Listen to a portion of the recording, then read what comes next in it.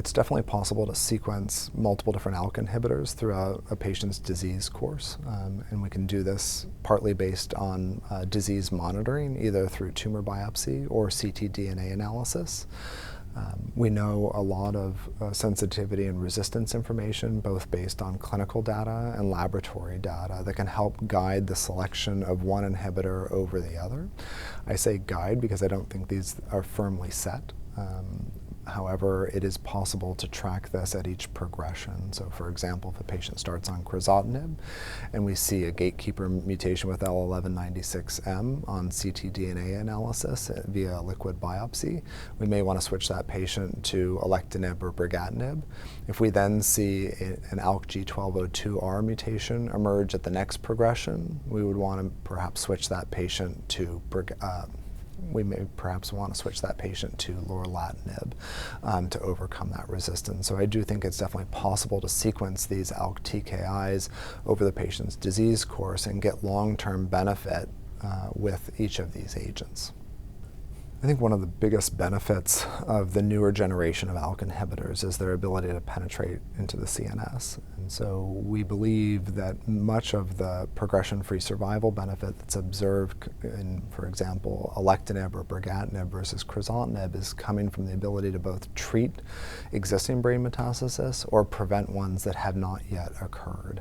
And that I think is critical for maintaining disease control in our patients, who often may live multiple years, sometimes in excess of 5 years, with their ALK-positive non-small cell lung cancer.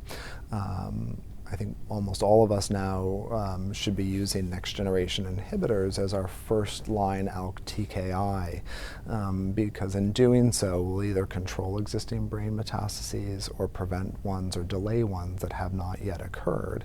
And then similarly, when patients progressed on an ALK TKI, we should continue to use a CNS-penetrant ALK TKI if that's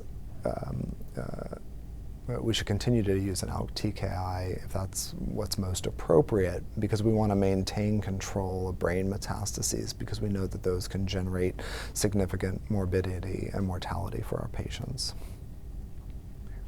Okay. So as we've moved in next generation ALK inhibitors to the frontline setting, one of the observations we've made is that with crizotinib, about 25% of patients had an ALK tyrosine kinase mutation. With the next generations, the rate's around 50 or 60%, varies depending on the series, and there's a higher prevalence of the G1202R, or a deletion mutation, which is a more potent resistance mutation. And so as we've increased the ALK potency, we've also increased the rate of ALK resistance mutations. Going forward, I think there are a couple things that intrigue me. One, I think we're trying to triage, is the presence of the ALK mutation or the absence predictive of benefit for further ALK therapy? You can see the patients with the ALK tyrosine kinase mutation negative, do they have bypass tracks or other mechanisms of resistance? Or is it just our sensitivity to biopsies was not sufficient to detect the ALK mutation? And I think there's going to be a lot of focus on that group of patients. And so I think we're hoping that we'll get better understanding of the mutations, and whether specific mutations can predict response to the therapy.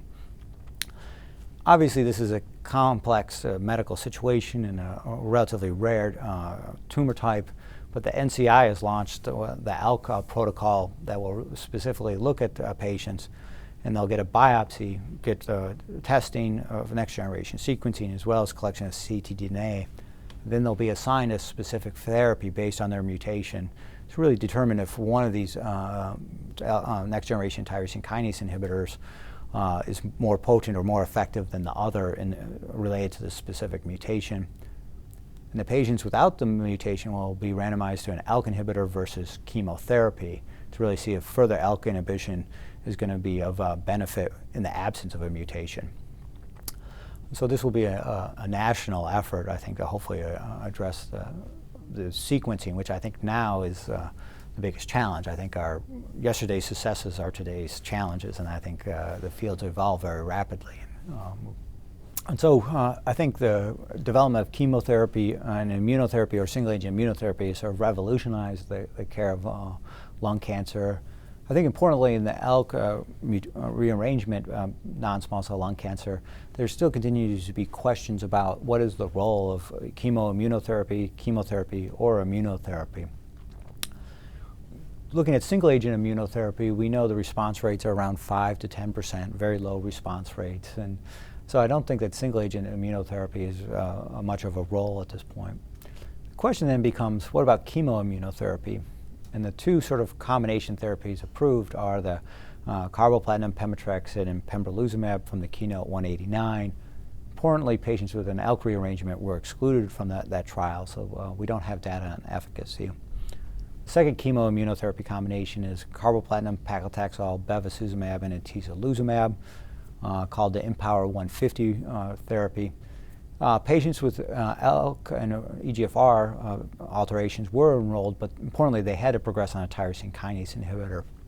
And so this may be an option for the ALK patient who's maybe exhausted all of the ALK tyrosine kinase inhibitors, but maintains a good performance status and wants further therapy. And I think when I talk to the fellows too, one of the things that I sort of emphasize is that you got to get the molecular testing first, and then decide on whether you do or do not do immunotherapy. I think there's sometimes an attraction from the PD-L1 highs and basing decisions on that, and you really do need to have the whole testing paradigm completed before you make a treatment decision.